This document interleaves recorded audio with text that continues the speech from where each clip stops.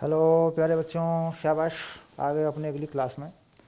और अब हम जो है शुरू करेंगे अगली श्रेणी जिसका नाम है गुणोत्तर श्रेणी, जियोमेट्रिकल प्रोग्रेशन।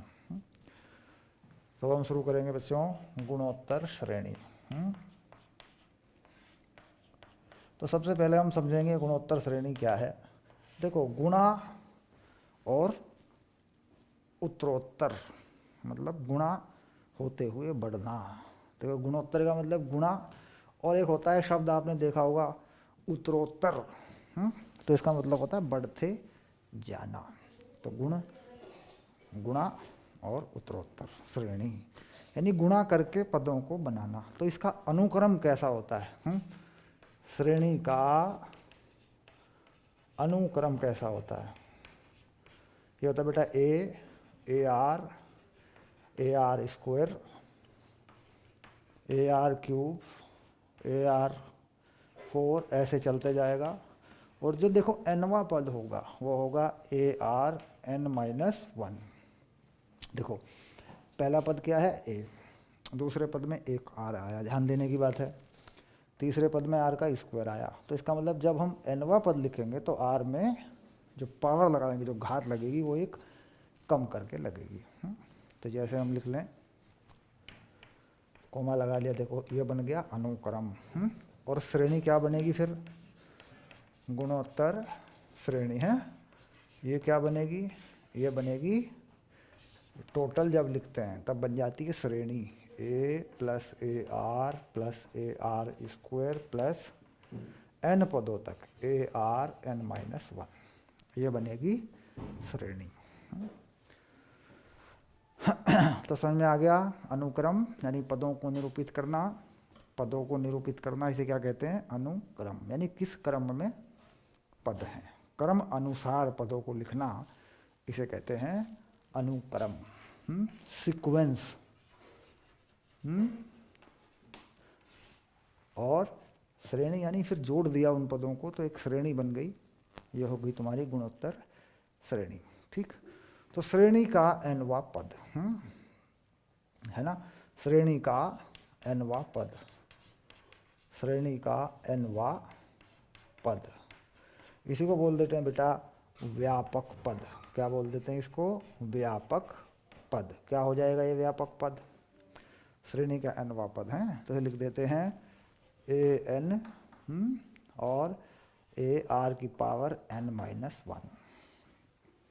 ठीक, अब जैसे हमने कहा पांचवा पद, बात को समझना, पांचवा पद तो क्या हो गया? ए 5 प्रथम पद और आर की पावर 4, ऐसे लिखते हैं।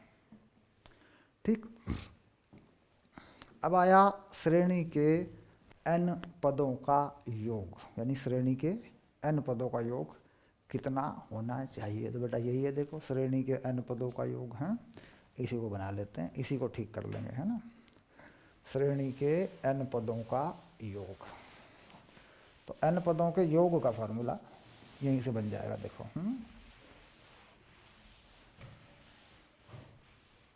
शाबाश। तो गुणोत्तर श्रेणी यानी गुणा होते हुए बढ़ते जाना। तो यहाँ क्या करते हैं हम, इसमें दोनों पक्षों में आर से गुणा कर लेते हैं, आर एस। तो देखो क्या बन जाएगा, ए R square plus A are cube, और यहाँ क्या पहुँचेगा, एक आर से गुणा हो जाएगी तो ये बन जाएगा ए आर की पावर एन। अब घटा लेते हैं, यहाँ से इसको घटा लेते हैं, देखो ऐसे, है ना। तो ये इससे कटेगा, है ना, ये इससे कटेगा, ये इससे कटेगा, ये इससे कटेगा, तो ये नहीं कटेगा बेटा, ये वाला नहीं कटेगा, है ना। आखिरी का जो पद होगा इससे पहले से कट जाएगा, ये नहीं कटेगा। तो क्या बचेगा, ए माइनस, आखिर वाला नहीं कटेगा, देखो ए आर की पावर एन, ये बच गया। और यहाँ क्या बच गया, एस कॉमन 1 माइनस आर। तो एस आ गया, ए कॉमन ले लेंगे, 1 माइनस आर की पावर एन, 1 माइनस आर। कब काम करेगा, जब देखो जो 1 है ना, 1 r से बड़ा हो, यानी r छोटा हो 1 से, तब ये काम करेगा। दूसरा तरीका, जब r बड़ा हो 1 से तो क्या करते हैं, इसमें से ये नहीं घटाते, या फिर ऐसा कर लेते हैं कि ऊपर नीचे गुणा कर देते हैं, है ना, माइनस से। तो कैसा हो गया, एस ए आर की पावर n माइनस 1 बटे r माइनस 1, ऐसी कहानी है। देखो ये अगर माइनस से गुणा कर लेंगे ऊपर नीचे तो ये r इधर हो जाएगा, ये इधर हो जाएगा, ठीक। तब इसमें वैल्यू डाल देते हैं, और अगर r छोटा है 1 से तो इसमें वैल्यू डाल देते हैं, है ना। मतलब किसी में वैल्यू डाल दो, कोई फर्क नहीं पड़ रहा है, वो माइनस ऊपर नीचे से कट जाता है। अगर कोई माइनस बनता है, मान लीजिए r 1 से बड़ा है और आपने इसमें वैल्यू डाल दी बेटा, तो ऊपर नीचे से वो कट जाएगा फिर, है ना। शाबाश। चलिए, तो n पदों का योग का फॉर्मूला बन गया। कौन सा पद nवा पद होता है ये पता लग गया। अगर कोई पद पता करना है, किस नंबर का पद चाहिए, 5वां 7वां 8वां, वो पता चल गया, ठीक। अब आता है गुणोत्तर श्रेणी में अगर कोई 3 पद मान्य हैं, माना गुणोत्तर श्रेणी में, जैसा कि समय समांतर श्रेणी में भी हम पद मान लिया करते थे, है ना। गुणोत्तर श्रेणी में अगर कोई 3 पद मान्य हैं तो कैसे मानेंगे, 4 पद मान्य हैं तो कैसे मानेंगे, है ना, ठीक। तो गुणोत्तर श्रेणी में अगर कोई 3 पद मान्य हैं, 4 पद मान्य हैं, गुणोत्तर श्रेणी के कोई 3 पद, तो बेटा गुणा करने पर r कट जाना चाहिए। जो r होता है ना वो कट जाना चाहिए। जैसे मान लो, देखो माना मैं ऐसा मान लूँ, ए आर स्क्वायर, है ना। तो गुणा करूँ ना, तो ए आर स्क्वायर, कोई गुणा कर दो इनकी मैं आपस में, है ना, ऐसे। तो ध्यान देना, ए क्यूब आर क्यूब हो जाएगा, देखो ऐसे। तो ये नहीं मानना है, क्योंकि जो भी समीकरण आगे बनेंगे ना वो फिर समस्या खड़ी कर देंगे, उनका हल या उत्तर आसानी से हमें मिलता नहीं है। हालांकि हो जाता है सवाल, ऐसा कुछ नहीं है कि भाई हम ये मान लें तो सवाल नहीं होंगे हमारे, आप देखेंगे तो हो भी जाएंगे, लेकिन आसानी किस बात में है, तो ये नहीं मानना। तो क्या करें, आर कट जाए, माना, तो क्या मानते हैं, ए बटे आर, ए और ए आर, ये हो गए 3 पद। देखो ऐसे मानने हैं 3 पद, 1 2 3। अब देखो गुणा करके देखो, ए बटे आर, ए और ए आर, है। तो देखो ये आर यहाँ से कट गया, तो क्या बन गया, ए क्यूब, है ना। तो ये सही तरीका है 3 पदों का। 2 पद कुछ भी मान लो, 2 पदों से कोई फर्क नहीं पड़ेगा। अच्छा, इसके बाद अगर 4 पद मानते हैं,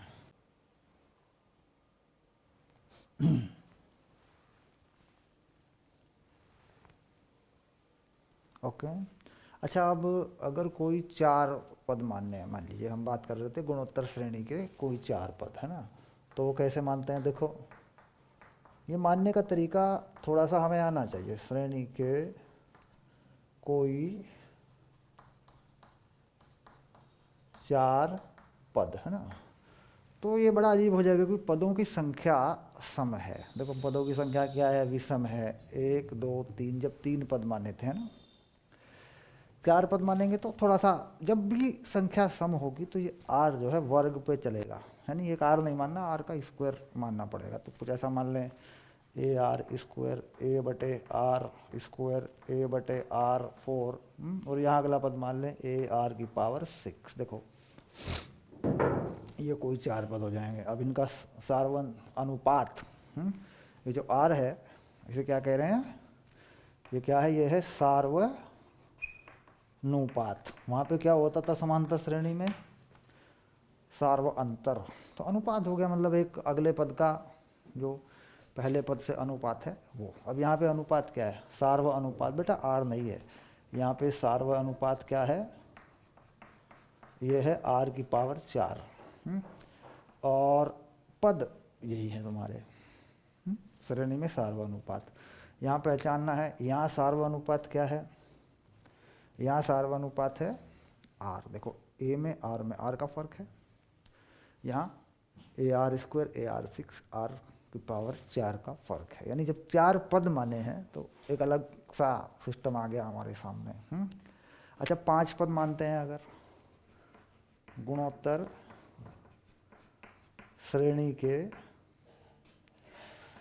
कोई 5 पद है ना, तो उसमें क्या करते हैं, ए आर स्क्वायर ए बटे आर और ए बटे आर स्क्वायर। देखो ये करके देखो, गुणा करेंगे तो आर खत्म हो जाएगा, है ना।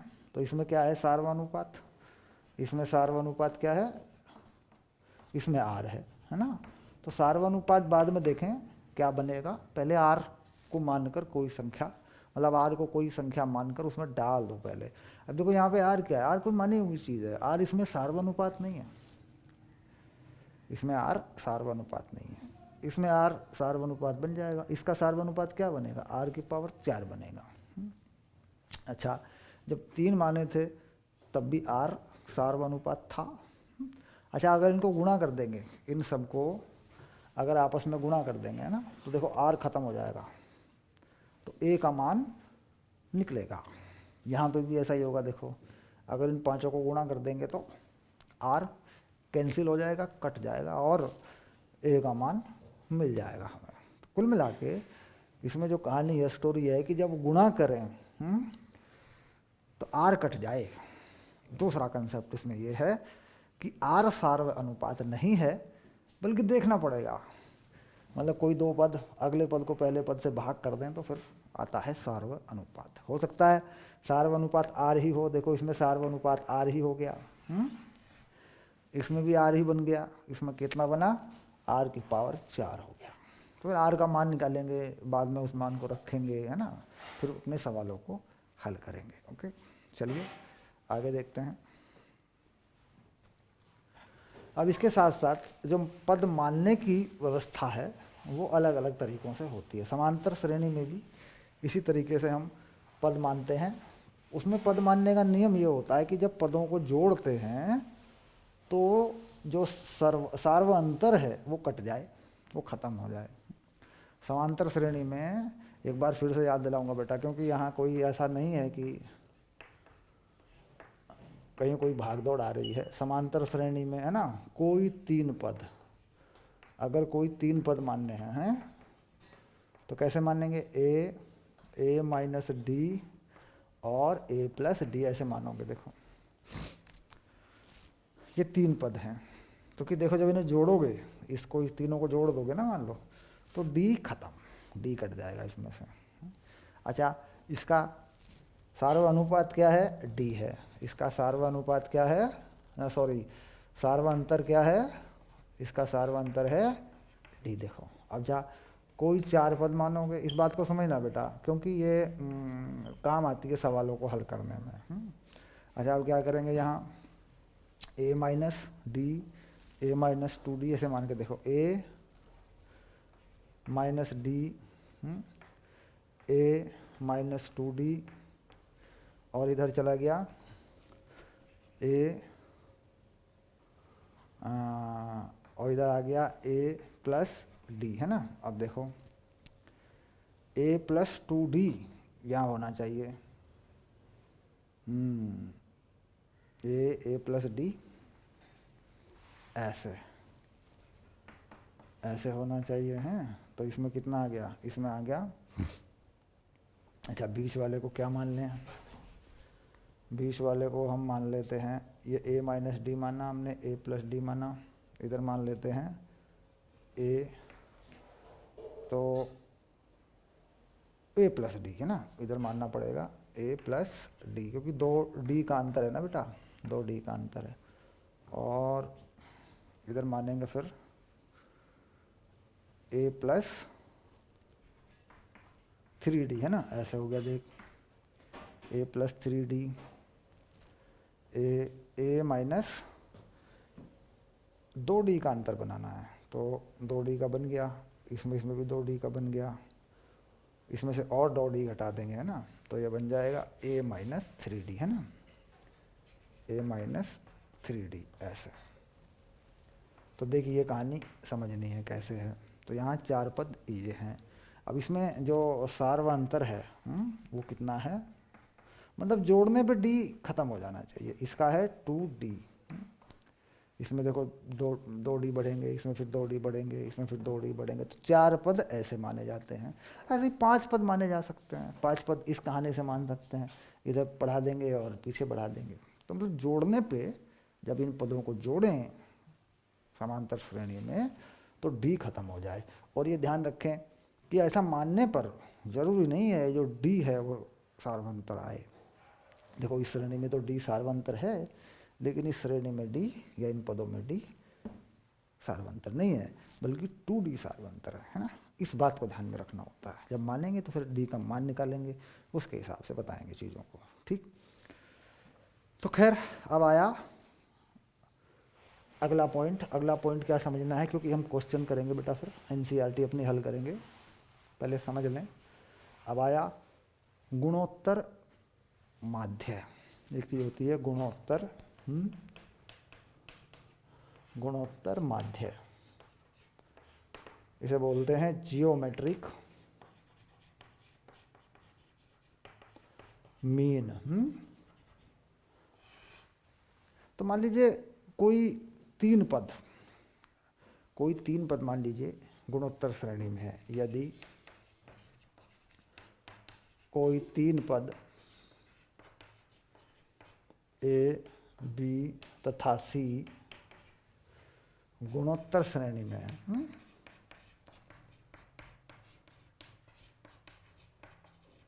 तो ए बी सी में बी स्क्वायर बराबर ए सी, तो बी बराबर वर्गमूल ए सी। तो बी को ए और सी का गुणोत्तर माध्य कहते हैं। तो बी को ए तथा सी का गुणोत्तर माध्य कहते हैं। एक तो ये सिंपल सी बात हो गई, एक परिभाषा तो ये हो गई। अब यदि 2 पद m तथा n गुणोत्तर श्रेणी में है,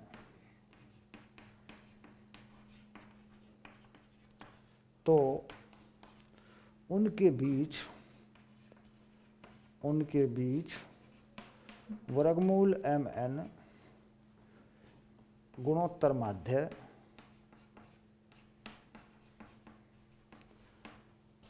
रखने पर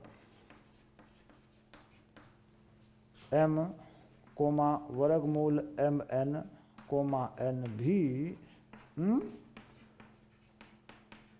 गुणोत्तर श्रेणी में होंगे। ये भी होता ही है, ये बात भी हमने पहले से पढ़ी है ना। वर्गमूल mn मतलब अगर 2 पदों के बीच में कोई एक पद और डालना हो तो इस फॉर्मूले से डाल देते हैं, ठीक। अब जैसे हमने कहा यदि 1 व 2 गुणोत्तर श्रेणी में हैं,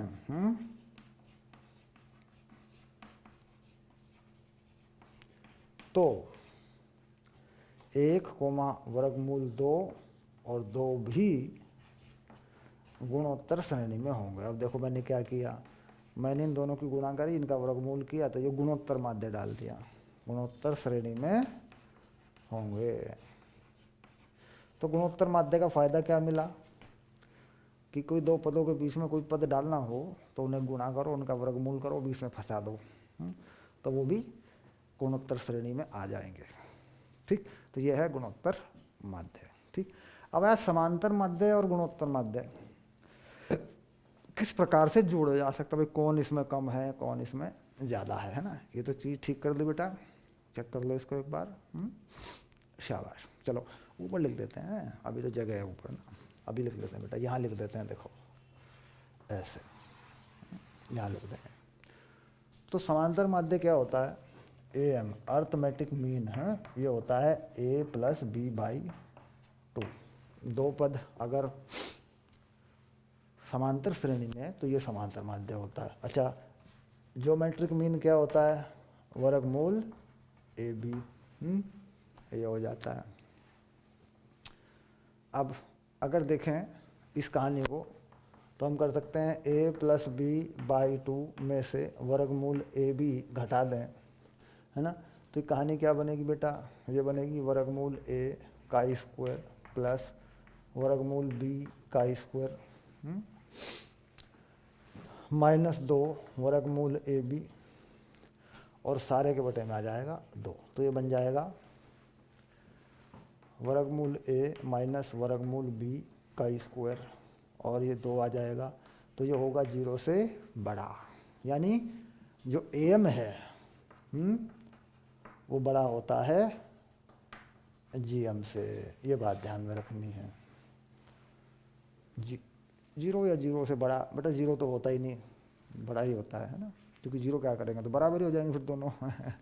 तो अर्थमेटिक मीन यानी समांतर माध्य गुणोत्तर माध्य से बड़ा होता है। तो ये बात ध्यान रखेंगे। शाबाश। चलिए अब ठीक है, अब मिटा दें इसको। चलिए अब सवाल कर लेंगे, अब क्वेश्चन सॉल्व करेंगे गुणोत्तर श्रेणी पर। तो देखिए मेरे हाथ में किताब आ गई है, बुक ले ली मैंने हाथ में, शाबाश। अब क्वेश्चन करेंगे गुणोत्तर श्रेणी पर।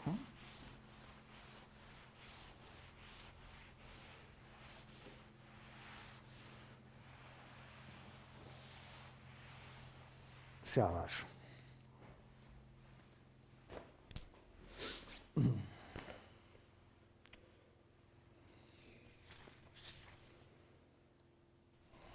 उदाहरण में लेंगे बेटा, यहाँ पे उदाहरण आ गया, देखिए उदाहरण आ गया है 9। उदाहरण नंबर 9 एनसीईआरटी में उदाहरण नंबर 9।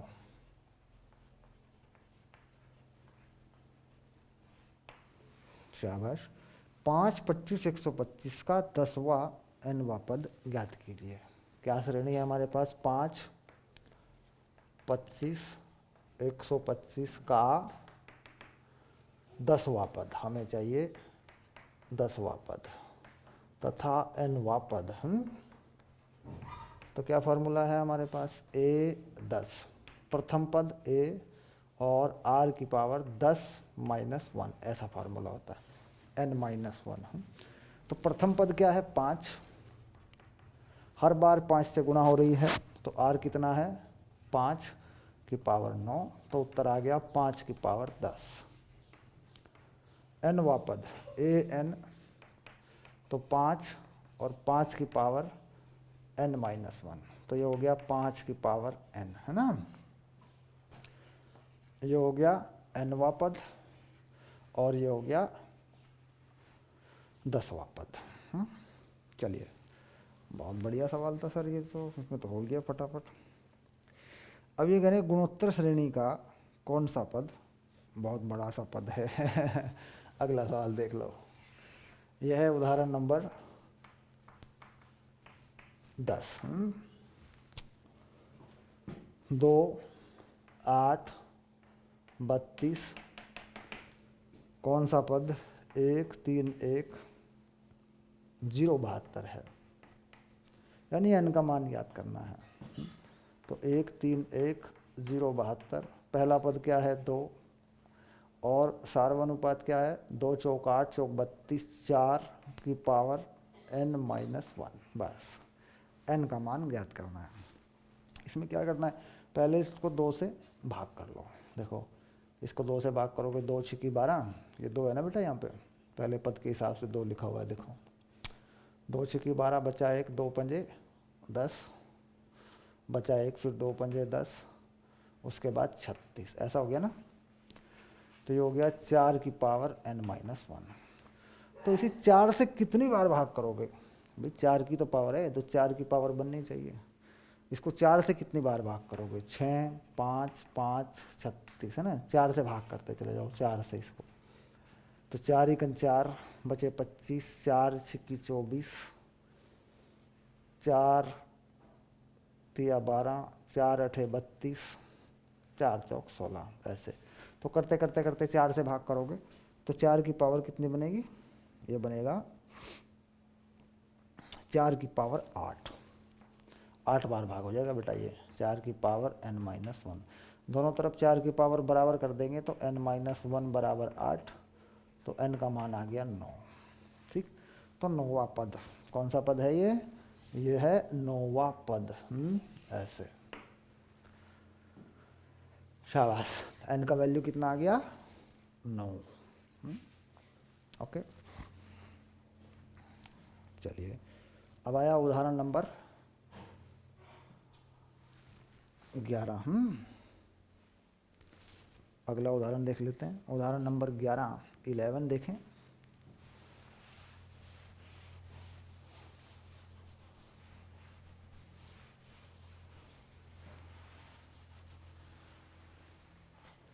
Example number 11।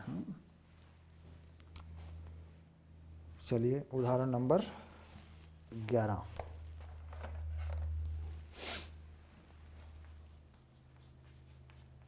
क्या कह रहे हैं इसमें, एक गुणोत्तर श्रेणी में तीसरा पद 24 है, छठा पद 192 है, 10वां पद ज्ञात कीजिए। तो बेटा तीसरा पद 24 है, यानी AR² जो है वो 24 है। छठा पद 192 है, यानी AR5 192 है। ये सवाल में आपको बता दिया है इन्होंने। अब क्या करें सर, करना क्या, ऊपर से AR² का मान रख लो। देखो ये जो AR5 है ना, इसे तोड़ लो, AR² और R³ ऐसे गुणा में लिख लो 192। ये जो AR² है ऊपर इसका मान कितना है 24, तो 24 R³ 192 है, तो R³ आ गया बेटा 192 बटे 24। अब 24 और 192 को काट के छोटा कर लो। किससे काट सकते हैं, किसी से भी काट लो। 6 चौक 24, 6 तिया 18, 6 दूनी 12, ऐसे कट गया। 4 अठे 32। तो R³ आ गया 8, R आ गया 2। ये आ गया। अच्छा R 2 है, यहाँ इस्तेमाल कर लो। AR² बराबर 24 है, R का मान 2 है, यहाँ रख लो। 2R² 24 है, R² R का मान रखना है बेटा। देखो किसका मान रख दिया है,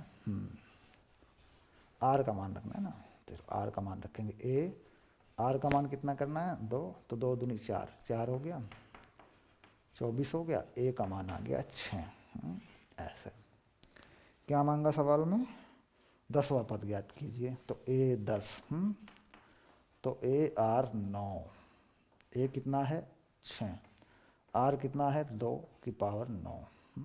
ये हो गया तुम्हारा। 2 की पावर 9 कितना होता है, 2 की पावर 9 कितना होता है भाई, देखो 2 दूनी 4, दूनी 8, दूनी 16, दूनी 32, दूनी 64, दूनी 128, 2 56, 512। तो 6 गुना 512। अब ये गुणा कर लो, 6 दूनी 12, 6 1 6 और 1 7, 6 पंजे 30। ये आ गया, लो हो गया। ये हो गया उत्तर, शाबाश। तो ये था 11, यानी 2 ऐसे हमारे पास बने, 2 चीज़ें बनी, उनको हमने सॉल्व कर लिया। अब चलिए आगे बढ़ते हैं, आगे देखते हैं क्या मसला है। शाबाश, आगे का मुद्दा देखते हैं क्या है हमारा।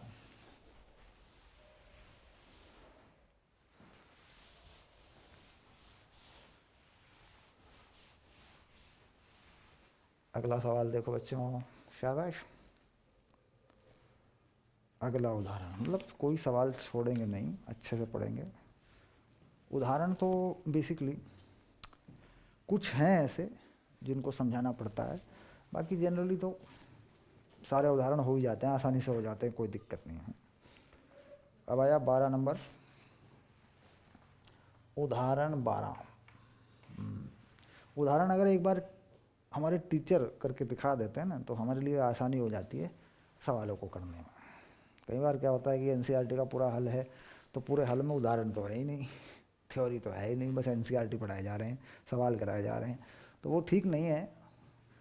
कहीं ना कहीं कुछ उदाहरण ऐसे होते हैं, मतलब 50% उदाहरण ऐसे होते हैं जो ज़रूरी हो जाते हैं बच्चे के सामने एक्सप्लेन करना। 50% में ठीक है आप कर लो, लेकिन यहाँ क्या है कि हम लोग करते हैं सारे उदाहरण, छोड़ेंगे नहीं कोई उदाहरण। गुणोत्तर श्रेणी इतने इतने के प्रथम n पदों का योग तथा प्रथम 5 पदों का योग ज्ञात कीजिए। तो ये श्रेणी हमें दे रखी है 1 + 2/3 + 4/9 इस तरीके से इसके n पदों का योग।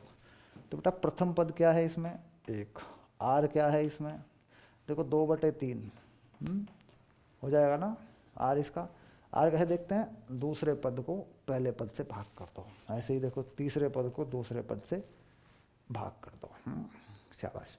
तो n पदों का यानी Sn जो है ये कितना होता है a r 1 से छोटा है, तो 1 r की पावर n और 1 - r ये होता है ना। तो वैल्यू डाल दो, पहला पद है 1 और r का मान है 2/3, तो 2/3 की पावर n और 1 - 2/3 ये हो गया। देखो इसे कैसे करेंगे, देखो इसमें तो कुछ करना नहीं है, तो ऐसे लिख दो 2/3 की पावर n, इसको तो ऐसे लिख दो, और ये जो नंबर है ये बनेगा 1/3, तो 3 को यहाँ गुणा कर दो, बस ऐसे छोड़ दो। अच्छा 5 पदों का योग मांगा है S5, ये कितना हो जाएगा, पहला पद क्या है 1 और 2/3 की पावर 5, और यहाँ नीचे आप जान रहे हैं 1 - 2/3 होना है, तो ये कितना हो जाएगा, इस रास्ते को इधर छोड़ो है। ये तो हल हो जाएगा इसमें, वो 3 ऊपर चला गया, देखो 1/3 का 3 ऊपर चला गया, 1 - 2 की पावर 5 ये होती है 32, 2 दूनी 4 दूनी 8 दूनी 16 दूनी 32, तो ये 32 हो गया। 3 की पावर 5, 3 × 9 = 27, 3 × 81, 3 × 243, ये 243 हो गया ऐसे है ना, और ये 3 बाहर रखा है। ठीक है, आंसर इससे निकाल लो, सॉल्व हो जाएगा, कोई दिक्कत नहीं है, हल कर लो इसको।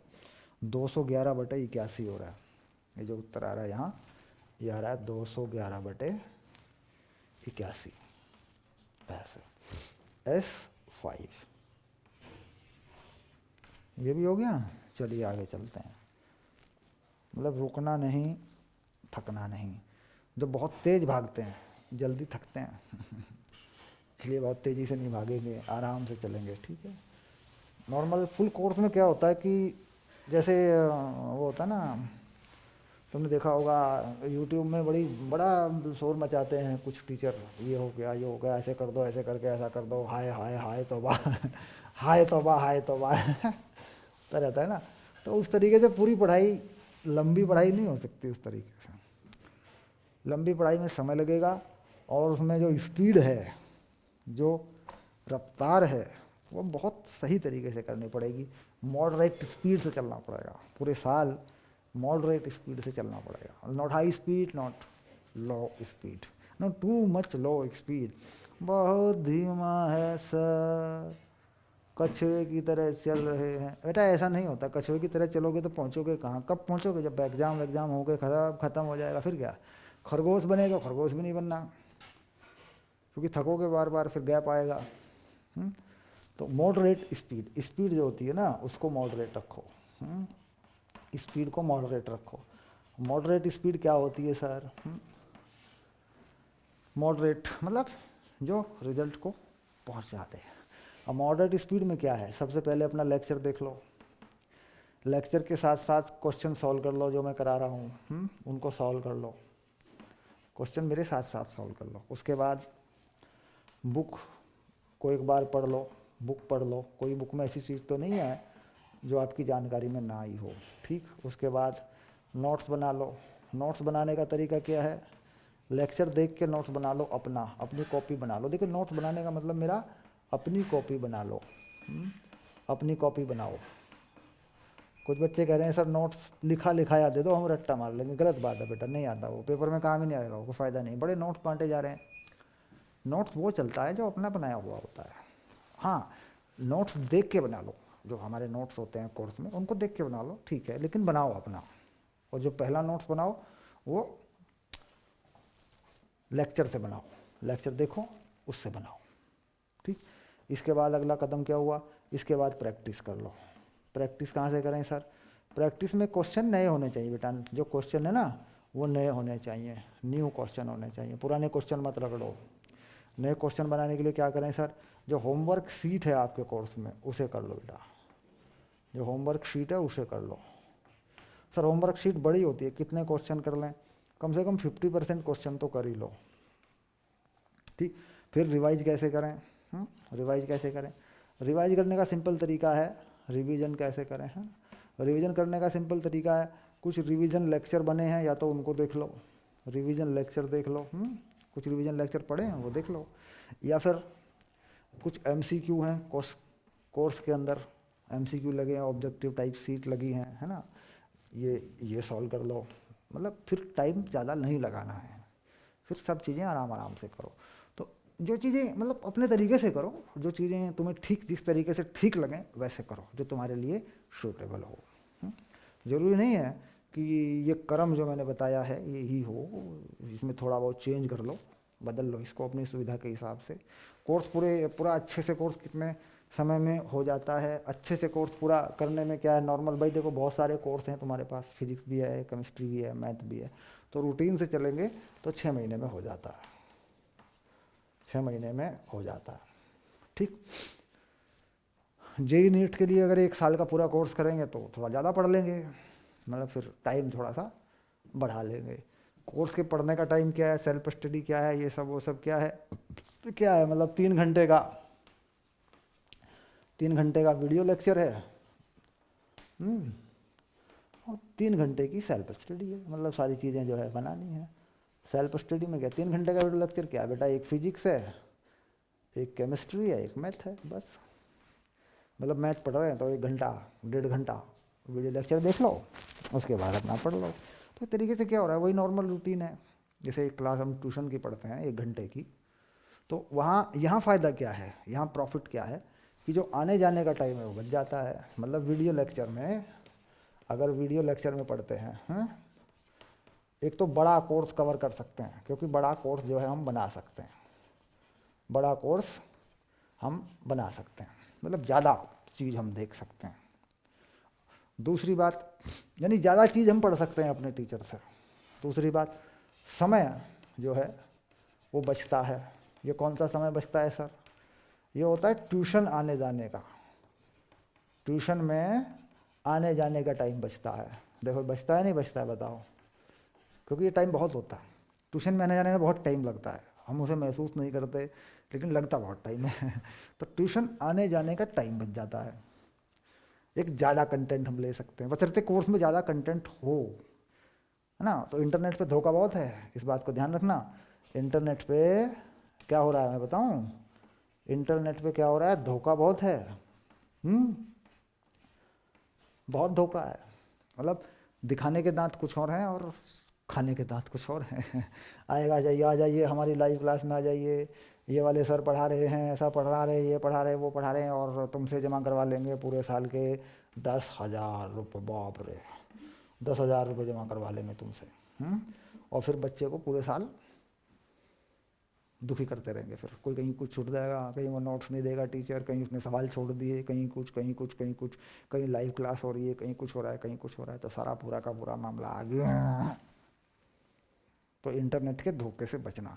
आपके जो आस पड़ोस में टीचर हैं जो आपको ऑफलाइन पढ़ाते हैं उसमें धोखा नहीं है। आप अपने आस पड़ोस में मान लो ट्यूशन टीचर के पास जाते हैं, बेटा उसमें धोखा नहीं है, वो पता है वो क्या पढ़ा रहा है, और फिर 1 महीने बाद आप छोड़ के दूसरे टीचर पे जा सकते हैं।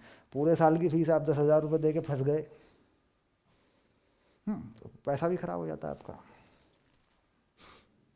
तो ये जो है चीज़ें ध्यान रखने की हैं, मतलब समझदारी की ही जय जयकार है, समझदारी की ही जय जयकार है। समझदारी नहीं तो गया नुकसान।